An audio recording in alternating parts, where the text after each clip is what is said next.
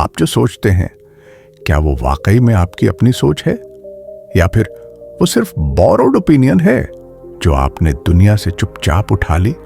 सोचिए, हर दिन हम डिसीजंस लेते हैं, किससे बात करनी है, किससे दूर रहना है, क्या खरीदना है, क्या छोड़ना है, किस पर भरोसा करना है। पर क्या आपने कभी रुके बिना फैसला लिया है? कभी सिर्फ साहसी भावना पर भरोसा किया है और फिर सोचा हो, काश उस वक्त थोड़ा और सोच लेता। यही है फर्क सोच और क्रिटिकल थिंकिंग में।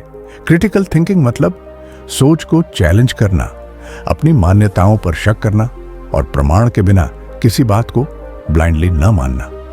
निकोल प्राइस और साइमन ब्रैडली की यह किताब आपको सिखाएगी कैसे आप एक साधारण थिंकर से असाधारण डिसीजन मेकर बन सकते हैं। क्योंकि इस दुनिया में जानकारी की कमी नहीं है, कमी है तो क्लैरिटी की।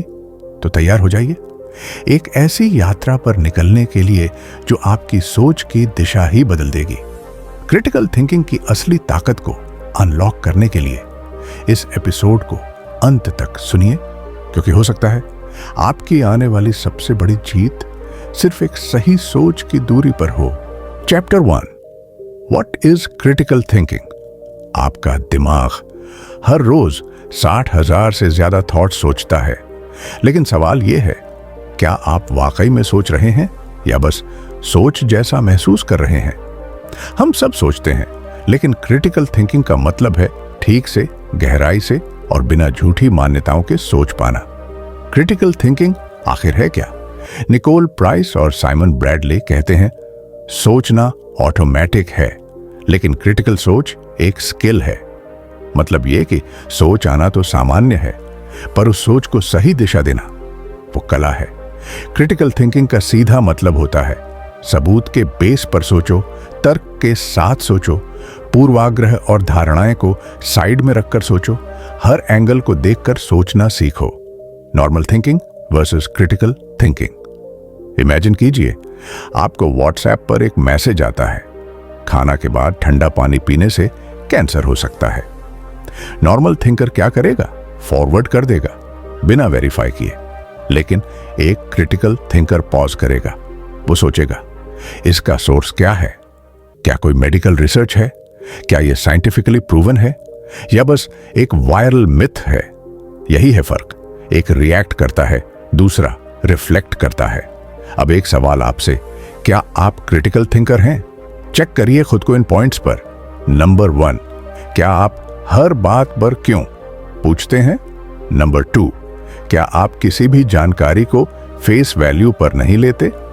नंबर 3, क्या आप दूसरों की राय से पहले अपनी क्लैरिटी बनाते हैं? अगर हाँ है तो आप ऑलरेडी उस जर्नी पर हैं। अगर नहीं है तो चिंता मत कीजिए, यह किताब आपको उस रास्ते पर चलना सिखाएगी। निकोल और साइमन का प्रिंसिपल, ये दोनों लेखक क्रिटिकल थिंकिंग को सीखने के लिए एक फ्रेमवर्क देते हैं जिसे कहते हैं SOAR। S for stop and slow down. जल्दी में लिए गए निर्णय अक्सर पछतावे में बदलते हैं। क्रिटिकल थिंकिंग का पहला स्टेप है रुकना। O for observe without judging. जब आप किसी बात को ऑब्जर्व करते हैं बिना जजमेंट के, आप असली ट्रूथ के करीब जाते हैं। Next, A for ask questions. ये सबसे जरूरी स्टेप है। सवाल पूछो, क्यों, कैसे, किसने, किस आधार पर। Last, R for reflect and respond.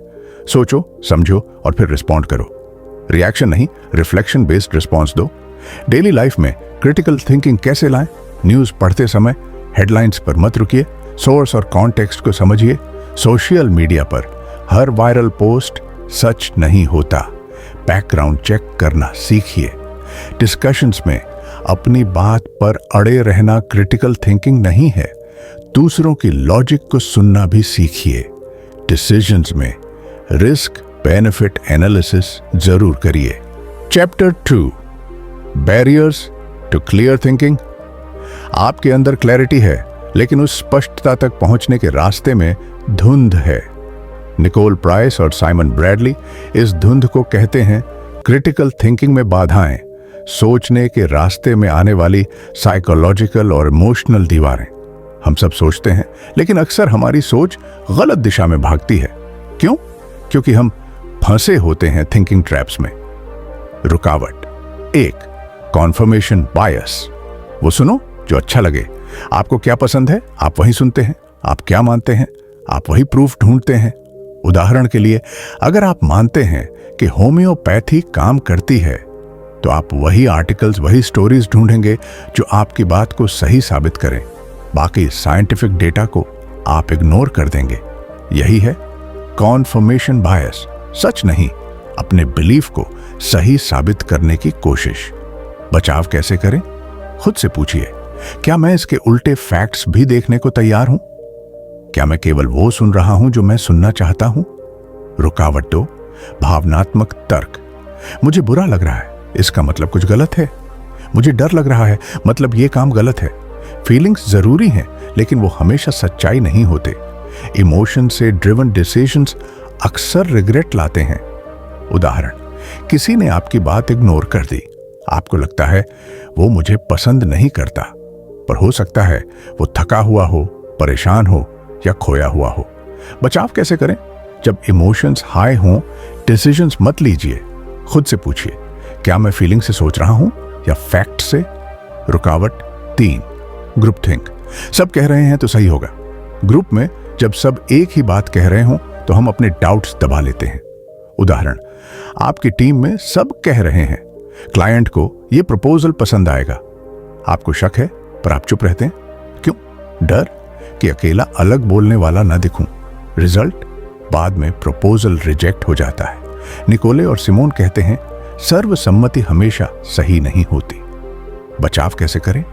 जब ग्रुप डिसीजन हो तब जरूर पूछें, क्या हमने अलग ओपिनियंस को प्रॉपर्ली एक्सप्लोर किया?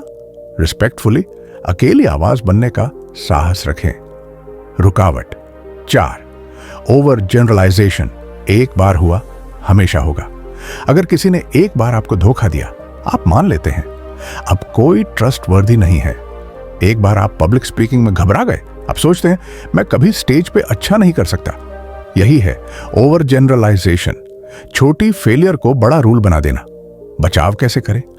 खुद से पूछिए, क्या यह हमेशा होता है या सिर्फ एक बार? हर नए अनुभव को नए नजरिए से देखें। रुकावट पांच, कॉग्निटिव डिसोनेंस, दिमाग की अंदरूनी लड़ाई। जब आप कोई ऐसा काम करते हैं जो आपकी वैल्यूज से नहीं मिलता तो दिमाग आपको जस्टिफाई करने लगता है। एग्जाम्पल, आप ऑनेस्टी में विश्वास करते हैं लेकिन आपने टैक्स में थोड़ी चीटिंग की।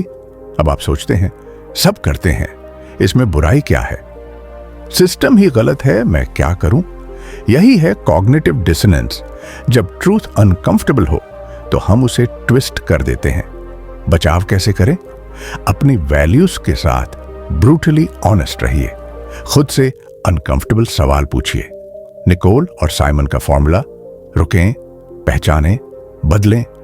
जब भी कोई स्ट्रॉन्ग रिएक्शन आए, पॉज करो, आइडेंटिफाई करो कि कौन सा बायस या बैरियर एक्टिव है। फिर उस थॉट को रिप्लेस करो एविडेंस बेस्ड सोच से। Chapter 3, the power of asking questions. किसी भी ज्ञान की शुरुआत एक सवाल से होती है। निकोल प्राइस और साइमन ब्रैडली कहते हैं, प्रश्न क्रिटिकल थिंकिंग सोच का प्रवेश द्वार है। जब तक आप सवाल नहीं पूछेंगे, आप गहराई में नहीं जाएंगे। सवाल आपको रुकने, सोचने और समझने पर मजबूर करते हैं। प्रश्न पूछना एक आदत है। सवाल पूछना कोई टैलेंट नहीं, बल्कि हैबिट है। जितना ज्यादा सवाल पूछेंगे, उतना ज्यादा आपकी सोच खुलेगी।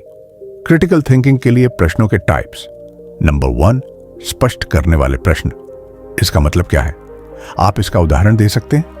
नंबर 2, मान्यताओं की जांच। क्या आप मानते हैं कि यह हमेशा सही है? क्या यह सच है कि? नंबर 3, कारणों और साक्ष्यों की जांच। आपने यह निष्कर्ष कैसे निकाला? क्या कोई डेटा या प्रूफ है? नंबर 4, दृष्टिकोण और परिप्रेक्ष्य पर प्रश्न उठाना। दूसरे लोग इस बारे में क्या सोचते हैं? क्या कोई दूसरा तरीका है इसे देखने का? नंबर 5, निहितार्थ और परिणामों की जांच करें। अगर हम ऐसा करते हैं तो क्या होगा? इसके दूरगामी परिणाम क्या हो सकते हैं? Next, real life example. आपको कोई बड़ी इन्वेस्टमेंट अपॉर्चुनिटी मिलती है। अगर आप केवल सुनकर हां बोल देते हैं तो बड़ा नुकसान हो सकता है। लेकिन अगर आप पूछें इस निवेश का इतिहास क्या है, क्या इसमें कोई हिडन रिस्क है, क्या मैं इस कंपनी के फाइनेंशियल स्टेटमेंट्स देख सकता हूं, अगर ये फेल हो गया तो मेरा बैकअप प्लान क्या है, तो आप एक इंपल्सिव इन्वेस्टर नहीं, एक इन्फॉर्म्ड इन्वेस्टर बन जाते हैं। प्रश्न पूछने की क्षमता सुधारने के टिप्स: हमेशा सवाल लिखिए। किसी भी डिस्कशन में 3 सवाल पूछना जरूरी समझिए। सवालों को ओपन एंडेड रखें, जो सिर्फ हां या ना में जवाब न मिले। खुद से भी सवाल करें। हर दिन 5 सवाल अपने दिन के बारे में। एक्सरसाइज 5 कारण। यह एक सिंपल लेकिन पावरफुल टेक्निक है, जहां आप किसी भी प्रॉब्लम के कारण को जानने के लिए लगातार क्यों पूछते हैं, कम से कम 5 बार। एग्जाम्पल: प्रॉब्लम: मैं प्रोजेक्ट पूरा नहीं कर पाया। क्यों? क्योंकि मैंने समय पर काम शुरू नहीं किया। क्यों? क्योंकि मैंने प्रायोरिटी समझी नहीं। क्यों? क्योंकि मैंने प्लानिंग नहीं की। क्यों? क्योंकि मुझे लग रहा था कि मैं जल्दी कर लूंगा। क्यों? क्योंकि मैंने अपनी क्षमता को ओवर एस्टिमेट कर लिया। सवाल पूछना क्रिटिकल थिंकिंग का सबसे पावरफुल टूल है। जो लोग सवाल पूछते हैं वही ज्ञान की गहराई तक पहुंचते हैं। निकोल और साइमन कहते हैं, आपके जीवन की क्वालिटी आपके प्रश्नों की क्वालिटी पर निर्भर करती है। तो आज से शुरू करें हर बात पर सवाल उठाना, हर जानकारी को जांचना और हर बिलीफ को चैलेंज करना। Chapter 4: decision making with clarity. हर बड़ा बदलाव एक छोटे लेकिन सही फैसले से शुरू होता है। निकोल प्राइस और साइमन ब्रैडली कहते हैं, क्रिटिकल थिंकिंग का असली कमाल तब दिखता है जब वो डिसीजन में बदलती है। सिर्फ सोचते रहना काफी नहीं है, सोच को फैसले में बदलना ही मास्टरी है। नेक्स्ट: डिसीजन लेना कठिन क्यों है? हर डिसीजन में 3 चीजें होती हैं: भावनाएं, बाहरी दबाव, सूचना का अतिभार। क्रिटिकल थिंकर इन तीनों को अलग करके क्लैरिटी से सोचता है। 4 महत्वपूर्ण क्रिटिकल डिसीजन लेने का मॉडल। नंबर 1: समस्या को पहचानो। अक्सर हम सिम्टम्स पर फैसले लेते हैं, कारण पर नहीं। एग्जाम्पल: अगर आप टाइम मैनेज नहीं कर पा रहे तो प्रॉब्लम टाइम नहीं, प्रायोरिटीज हैं। नंबर 2: तथ्य इकट्ठा करें, भावनाएं नहीं। मुझे लगता है उसे नहीं, मैंने देखा है, से फैसला लीजिए। एग्जाम्पल: किसी के बारे में धारणा बनाना वर्स उसका काम देखना। नंबर 3: विकल्पों का लॉजिकली एनालाइज करें, पक्ष विपक्ष लिखिए, वर्स्ट केस और बेस्ट केस सोचिए, कौन सी चॉइस लॉन्ग टर्म फायदेमंद है। नंबर 4: निर्णय लें, कार्य करें, चिंतन करें। निर्णय लेने से मत डरिए, उसे एग्जीक्यूट कीजिए, फिर उस पर विचार भी करिए। क्या सीखा? Chapter 5: thinking in the age of misinformation. हर कोई बात कर रहा है, लेकिन क्या कोई सोच भी रहा है? निकोल प्राइस और साइमन ब्रैडली कहते हैं, क्रिटिकल थिंकर्स सिर्फ इंफॉर्मेशन कंज्यूमर्स नहीं होते, वे इंफॉर्मेशन इन्वेस्टिगेटर्स होते हैं। आज के जमाने में सबसे बड़ी चैलेंज ये नहीं है कि हमें नॉलेज नहीं है, बल्कि ये है कि हमारे पास बहुत ज्यादा अधूरी, गलत और कंफ्यूजिंग इंफॉर्मेशन है। नेक्स्ट: मोबाइल गलत सूचना की वास्तविकता। आज हर हाथ में एक स्मार्टफोन है, हर व्यक्ति एक ब्रॉडकास्टर बन चुका है। कोई भी कुछ भी लिख सकता है, कुछ भी वायरल हो सकता है और लोग बिना सोचे समझे शेयर कर सकते हैं। और यही क्रिटिकल थिंकिंग की सबसे बड़ी जरूरत है। गलत सूचना फैलने के 4 कारण। Number 1: emotional triggers. गुस्सा, डर या खुशी के पल में लोग बिना वेरीफाई किए फॉरवर्ड कर देते हैं, जैसे अभी पेट्रोल 200 रुपए हो गया है। वास्तविकता शायद अभी नहीं। Number 2: echo chambers. आप सिर्फ वही कंटेंट देखते हैं जो आपकी सोच से मेल खाता है। सोशल मीडिया आपके सामने वही दिखाता है जो आपको पसंद है। Number 3: lack of fact checking habits. लोग हेडलाइन पढ़ते हैं, सोर्स नहीं। न्यूज का लिंक शेयर होता है पर कोई क्लिक नहीं करता। Number 4: trust in familiar faces.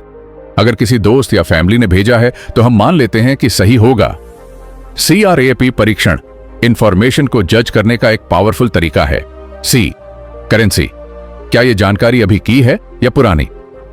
R: Relevance, क्या यह जानकारी आपकी जरूरत से जुड़ी है? ए, ऑथोरिटी, किसने इसे लिखा है, क्या वो एक्सपर्ट है? ए, एक्यूरेसी, क्या इसमें कोई प्रूफ, रेफरेंस या रिसर्च है? पी, पर्पस, यह जानकारी क्यों दी गई है, एजुकेट करने के लिए या मैनिपुलेट करने के लिए? CR टेस्ट एक क्रिटिकल थिंकर की डिजिटल शील्ड है। नेक्स्ट, वास्तविक जीवन उदाहरण। कोविड-19, गलत सूचना। महामारी के समय में हजारों गलत मैसेजेस वायरल हुए। 5G से कोरोना फैल रहा है। गार्लिक खाने से इम्यूनिटी बढ़ती है। अगर आपको खांसी है तो लेमन पानी से इलाज हो जाएगा। कई लोग डर में आकर ट्रीटमेंट टालते रहे क्योंकि उन्होंने ट्रस्टेड सोर्सेस की जगह व्हाट्सएप यूनिवर्सिटी पर भरोसा किया। रिजल्ट, कई जिंदगियां खतरे में पड़ी।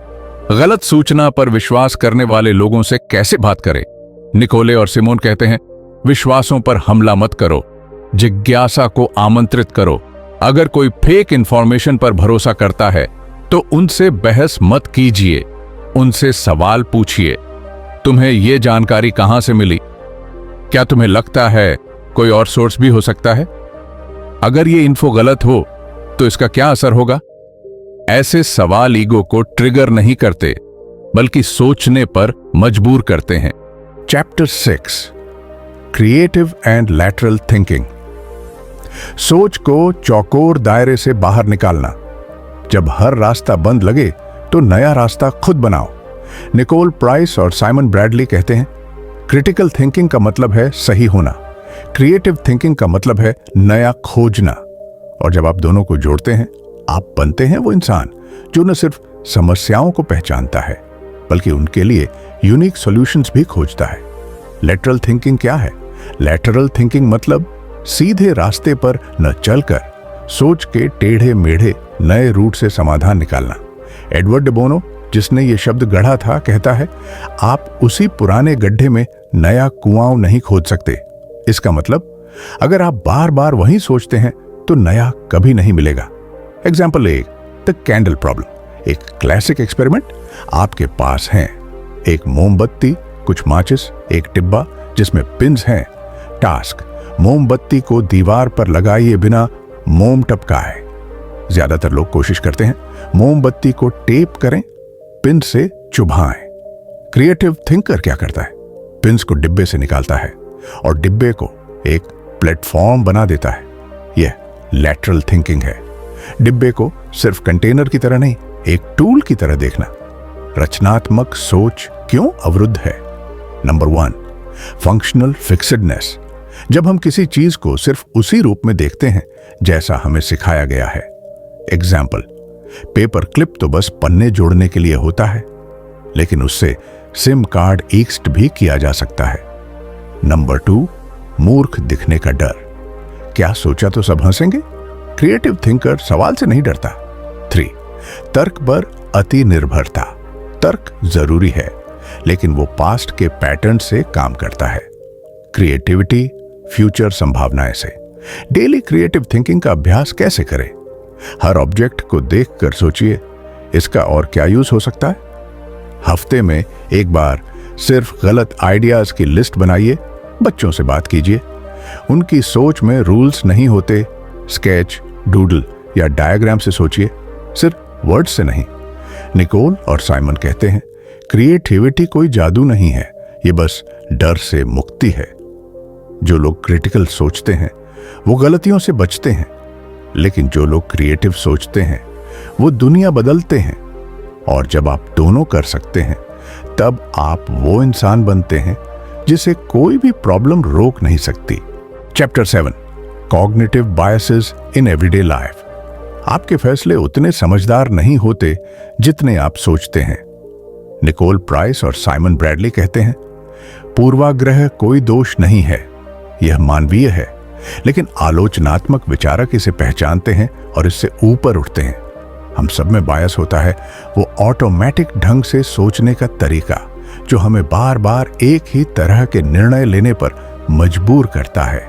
कॉग्निटिव बायस का मतलब है दिमाग की वो शॉर्टकट जो कभी कभी काम करती है लेकिन अक्सर हमें गलत दिशा में ले जाती है। बायसेस क्यों बनते हैं? हमारे दिमाग को फास्ट डिसीजंस लेने होते हैं, हर बार लॉजिक और एनालिसिस करने का टाइम नहीं होता, तो दिमाग शॉर्टकट्स लेता है जिन्हें हम बायसेस कहते हैं।